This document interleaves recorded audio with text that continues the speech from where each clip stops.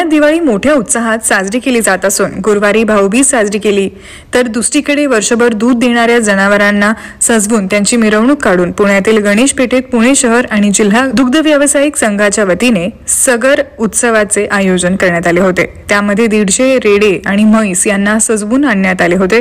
पुण्यातील गणेश पेठेत या सगर कार्यक्रमात गवळी समाजाकडून त्यांच्या जवळ असलेल्या जनावराला फुले, मोरपीस तसेच अंगावर विविध स्टाईलची कटिंग करत शरीरावर तसेच शिंगावर विविध कलर लावून डीजे, ढोल तसेच बँड पथक घेऊन जाऊन रेड्यांचा प्रदर्शन करण्यात आले।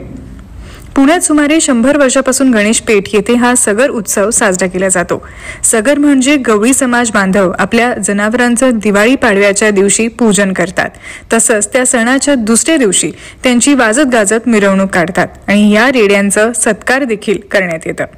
यावेळी दूध विक्रेता संघाचे अध्यक्ष विश्वास सोनवणे, स्थानिक आमदार हेमंत रासने, आमदार बापू पठारे, सुनील कांबळे, दुग्ध व्यावसायिक व सामाजिक कार्यकर्ते मृणाल ढोले पाटील, बंडोपंत कचरे, विशाल धनवडे, गणेश बिडकर, पल्लवी जावळे यांच्यासह अनेक राजकीय नेते आणि इतर मान्यवर उपस्थित होते।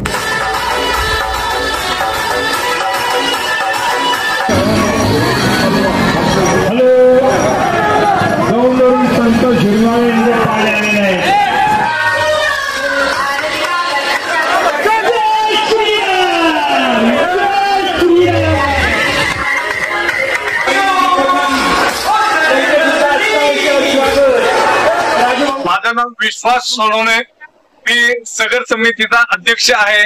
गेले अनेक वर्षानुवर्ष महाराष्ट्रात भाऊबीजेच्या दिवशी गवळी समाज आणि पशुपालक सगर हा सण अतिशय उत्साहात साजरा करत असतात। आजही हा सण इथं पुणे शहरातील गणेश पेठेत मोठ्या उत्साहात साजरा होत आहे। आज इथे 150हून अधिक जातीवंत जनावरे इथं मिरवणुकीने वाजत गाजत येतात। अनेक शहरातील मान्यवर मंडळी येथे स्टेजवर येऊन त्यांचा हार, फेटा आणि तोडा देऊन त्यांचं स्वागत करत असतात।